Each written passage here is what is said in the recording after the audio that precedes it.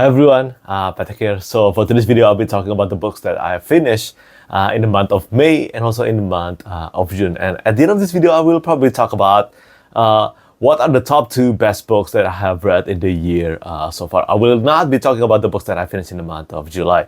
And yeah, I know that many of you follow my YouTube channel and also my book Goodreads reviews on Goodreads, of course. And I think many of you have noticed that a significant decrease in my reading quantity at the moment, and I think that's quite understandable if you know my circumstance right now. But anyway, I still think that it is, I think it is only fair that I keep you updated regarding my situation and also talk about the books that I finish. Every book that I finish, no matter how low, because you have seen me talk about the books that I finished during my very high number of books that I finished within each month. And this time, I guess this year, it is the moment when you're seeing me reading a few books, relatively few books per month. But anyway, I am rambling right now, but let's talk about the books that I finished in the month of May and also in the month of June. I finished a total of 4 books in the past 4 months, not talking about manga, but when it comes to novels, I only finished 4 novels in the past May and also in the past June. So yeah, that's really low. I know that many of you probably finish 10 books or even 20 or 30 books per month. So I'm definitely on the lower count when it comes to reading quantity right now. But let's talk about them, okay? The first one that I wanted to talk about, it is about the Splintered Sun by Ted Williams. So this is a standalone, either a standalone or a new series. I don't actually have any confirmation whether this will become a new series or not. First, I found out that it will become a standalone, and then I heard the information that it will become a new series. And then I saw this tweet that said that this will be a standalone. So I'm not sure. Okay, that's up to Ted Williams and also Dole Books to decide. But I have read the book, I have read the advanced reading copy, and as expected of Ted Williams' books in the Austen Art series, well, I loved it. I think it's really good. It's completely different, even though it takes place in the same universe and also in the same world as the Austen Art series, like the Memory, Sorrow, and Thorn series, and also the Last King of Austen Art. But the Splintered Sun, as far as tone and also pacing, definitely the pacing, it is completely different compared to Memory, Sorrow, and Thorn, and also The Last King of Austen Art. When I was reading the Memory, Sorrow, and Thorn trilogy, and also The Last King of Austen Art, one of the things that I love most about these 2 series is that it reminded me a lot of reading Tolkien's. I know, but the melancholic tone and also the mythical tone that I got from reading those 2 series, it reminded me a lot of reading a Middle-earth or Tolkien books. But Splintered Sun, even though it takes place in the same world as these 2 series in the Austen Art universe, it felt different. It is basically a Robin Hood version of the Austen Art series. We get to see the Robin Hood of the Austen Art world, and it takes place before the events of the Memory, Sorrow, and Thorn trilogy, but after Brothers of the Wind. Brothers of the Wind, for those of you who don't know, is also a prequel novella or probably short novel to the entire Austen Art series. So this one, the Splintered Sun, takes place after Brothers of the Wind, but you can definitely dive into this one without actually reading any of the books in the Austen Art series. But why did I mention that this is in tone felt different? Well, as I just said, when I was reading Memory, Sorrow, and Thorn trilogy, I know that many people complain about the first 200 pages of the Dragonbone Chair. I did not felt that negativity at all. When I was reading the book, it felt good. It felt actually good to savor the slow burn narrative of the Dragonbone Chair. And I think Simon behaved exactly just like how a teenager should be. But back to the Splintered Sun. The Splintered Sun is so much faster paced in comparison to the Dragonbone Chair. The new characters are great as well. I enjoyed reading their stories, and I think the book ended relatively satisfying in a way that it felt like a standalone, even though there is definitely rooms for more stories, especially about the prophecies and also the visions that Vedra, one of the main characters in the book, actually saw many times.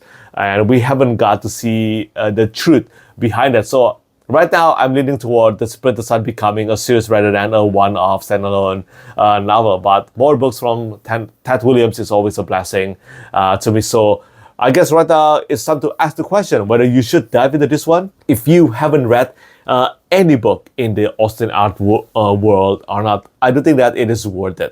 Especially if you actually favor a faster pace narrative, then I think you should try reading The Splintered Sun by Tad Williams. But honestly, if you read this one and then you enjoyed it, or even if you do not enjoy it, The Splintered Sun, I do think that you should at the very least try reading the Memory, Sorrow, and Thorn trilogy. I know that that series is highly regarded as one of the main classics of the fantasy genre, even though it's not as popular as, let's say, The Lord of the Rings or A Song of Ice and Fire, even though A Song of Ice and Fire took many inspirations from the Dragonborn chair and also Memory, Sorrow, and Thorn trilogy. But at the same time, I do think that it is worth your time to actually try reading the Memory, Sorrow, and Thorn trilogy by Tad Williams. At the very least, you will get beautiful prose from his books and also intricate world building. As I said earlier, I absolutely love Memory, Sorrow, and Thorn trilogy, and I really need to get around to reading the last book in The Last King of Austen Art, which is the sequel series to the Memory, Sorrow, and Thorn trilogy. But anyway, enough about that. If you are a fan of the Austen art world, you definitely should try reading The Splintered Sun by Tad Williams. And then after that, this is about the book that marked the third 5 stars rating of the year, and I'm talking about The Poet Empress by Shen. So this is the Owlcrate edition, and as you can probably tell, if you have been following my reviews, then you know how much I love The Poet Empress. I will not spend too much time talking about this one. If you want to know more of my thoughts as spoiler-free as possible about The Poet Empress, then you can check out my booktube review. I will leave the link in the description down below. But this one, it managed to actually land its position in one of my top favorite books of all time. And of course, right now, it is tied in the #1 spot with The Lonesome Dove by Larry McMurtry. That's how much I love The Poet Empress by Shen. And yeah, if you don't know anything about this book, again, as I said, you can check out my booktube review about The Poet Empress. But if you want to know the premise about this book, well, this story, it tells the story of Wei Yin, who has to become a concubine to one of the prince in the kingdom in order to save the people that she loves and also pretty much the village. But in order to do that, she must craft or maybe write, maybe that's the more precise way to actually say it, maybe write the poem of love and death about the prince that she needs to become a concubine for. But that's really just a scratch of a surface. Seriously, if you want to know more about this book, or maybe you have heard about The Poet Empress, trust me, you have to try reading The Poet Empress. It is just an absolutely incredible book. I do think that this one is as good as The Sword of Kaigen by M.L. Wang, or very, very, very near when it comes to the overall quality to The Sword of Kaigen by M.L. Wang. It is just that good. And right now, this and also The Lonesome Dove is at a very strong position to become the best books of the year for me. And after that, I did a second read of something that I did not expect I would reread this soon, and I'm talking about The Exile by Ryan Cahill.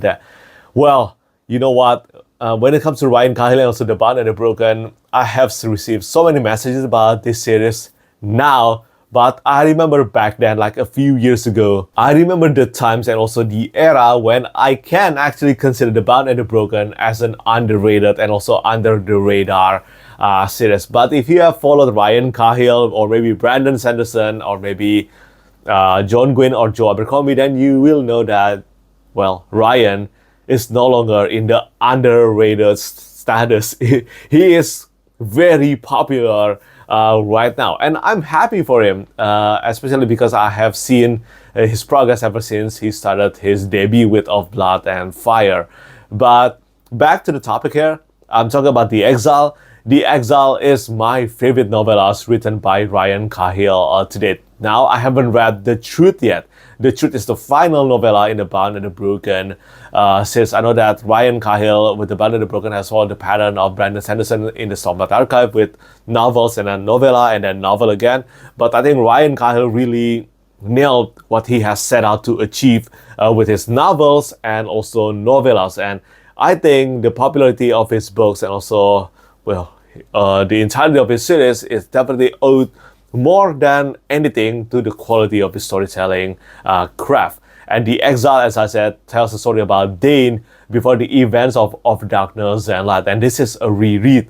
And somehow, on this reread, I think it is basically the second read that I needed to do because of the next book that I'm going to be talking about. And I needed to do this second read, not only because of working on the Broken Binding Press edition of The Exile, but of course because Dane is my favorite character in the entire Bound and the Broken series. And yeah, just like the first time I read through the book, I ended up enjoying this one as much, probably even more compared to the first time that I read through The Exile, because I have the context of reading through almost the entire series. To that, I haven't read of Empires and Dust yet. I mean, that book is almost 500,000 words long, and right now, as I mentioned at the beginning of this video, I'm not in the stage where I can actually read a book that huge at the moment. But yeah, The Bound and the Broken, if you love Dragon Rider epic fantasy, you love classic epic fantasy in general, you definitely have to read The Bound and the Broken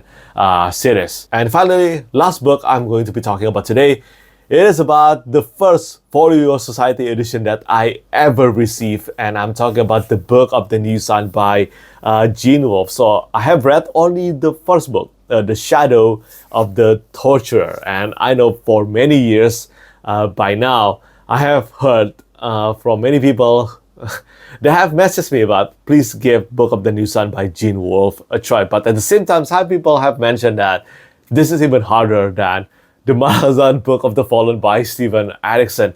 And now that I have read The Shadow of the Torturer, I cannot actually disagree with them. I have read the Malazan Book of the Fallen by Steven Erikson. I absolutely love that epic fantasy series, but this one is even more challenging. Just the first book alone is even more challenging compared to the first two or three books in the Malazan Book of the Fallen. But as far as tone and everything goes, I need to make it clear that this is very different compared to the Malazan Book of the Fallen. Plus, this is actually a sci-fi series. But again, back to the point about this book, I feel like I'm inadequate right now to actually review The Shadow of the Torturer or the Book of the New Sun. But look, if you have read many books, whether it's in the fantasy or in the sci-fi genre, when you're reading a book for the first time, you will actually notice that, wow, this one, the devil is in the details, then you will end up enjoying this one most likely much more during your reread after you're done reading the series for the first time. And that's exactly what I got from reading The Shadow of the Torturer by Wolfe. Yes, the first book in the Book of the New Sun series. I mean, there is actually a relatively straightforward story about the book, but at the same time, as I just said, I think the main benefit of reading this book is all in the details. There were some that I managed to cut off, but at the same time, I don't think I even understand a fraction of the details that went on inside this book, and I'm looking forward to finding out about that after I finish reading the series. And you know what? As I just said before I talk about the content of this book, this Folio Society edition is the first ever Folio Society edition that I ever received. And I remember that this was during COVID, and booktubers, my booktuber friends, back then I remember because of COVID and people were just trapped inside their house, myself included, and they ended up getting me a copy of The Shadow of the Torturer, or the entire Book of the New Sun series, Folio Society edition. And Sam Weber is one of my favorite artists of all time, and I think here is the right pick for the Book of the New Sun series based on the first book that I have read anyway. And I cannot even begin to thank everyone who were involved in giving me a gift of the Book of the New Sun, the Folio Society edition. But yeah, again, back to my point here, I think right now, I don't think I have enough knowledge to actually review The Shadow of the Torturer by Wolfe. But once I have finished reading the book and I do a second read of the Book of the New Sun, then I am confident that my reading experience will be different compared to the first time I read through it. So yeah, I guess that's what I can say about The Shadow of the Torturer right now. But if you have read this book, if you have read this series, do let me know what you think about it. The first experience. Just the first, I'm talking about the first time you read through the book of the New Sun, not about the second time, and so on. I know that this is the kind of series that you can read multiple times and you can still get new knowledge and also new information. And I haven't got the chance to attempt that yet. But anyway, regarding my favorite books of the month of May and also the month of June, well, of course, it has to be The Poet Empress. As I said near the beginning of this video, this has a really high chance of landing the top spot of becoming the best book that I read this year. And I'm just amazed by how good this debut was, and I cannot wait to read anything produced by Shen next. Well, if not this, then it is The Lonesome Dove by Larry McMurtry. I guess by the end of this year, we can see which one actually won, and also which one will become the champion of 2026. And yeah, that's pretty much all the novels that I finished reading in the month of May and also in the month of June. I think that's pretty much it from me today. Of course, I cannot say thank you enough to all of you who keep on supporting my YouTube channel, also my Goodreads reviews. But for now, I will have to part ways. Also, the next videos will be the next episode of SFF Spotlight. As always, thank you so much for watching, and thank you for your support. Bye-bye. Lastly, I want to say thank you so much once again to all my patrons who keep on supporting me.